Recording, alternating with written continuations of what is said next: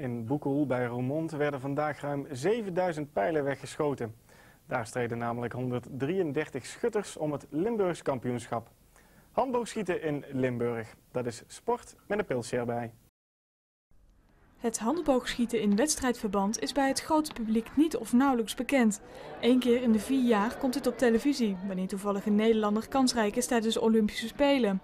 Maar datgene wat bij de Olympiade wordt gedaan is een heel ander spelletje dan wat vandaag in Boekel op het programma stond. Dit zijn de Limburgse kampioenschappen 25 meter 1 pijl. We schieten vandaag 50 pijlen en na die 50 pijlen gaan we kijken wie vandaag Limburgs kampioen is. Nu heb je verschillende disciplines in het handboogschieten. Wat heb je allemaal?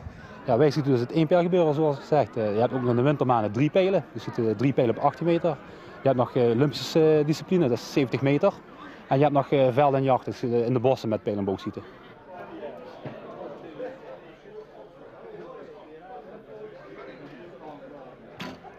Het is 10:30 of zo en ik zie hier een heleboel glazen bier. Hoort dat bij handboogschieten? Ja, dat hoort eigenlijk bij de gezelligheid.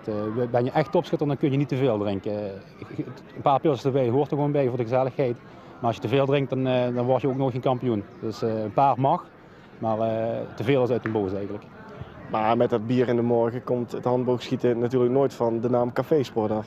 Nee, dat niet, maar dat zou ik eigenlijk ook niet erg erg, want het is een gezelligheidssport. En je ziet nog heel veel verenigingen wat eigenlijk bij de café liggen. Er zijn nog heel veel verenigingen hebben zelf een accommodatie.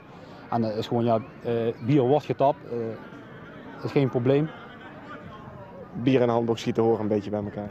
Ze horen een klein beetje bij elkaar, maar ja, je moet het niet gaan overdrijven. Ik drink maar zoethuis vanzelf weer. Hier echt een top. We drinken nog net een cola. Drink er hier. Heerlijk. En wat zal die gesmaakt hebben bij het weer van vandaag? Limburgs kampioen werd overigens Johan de Wit van Wilhelmina uit Ospel.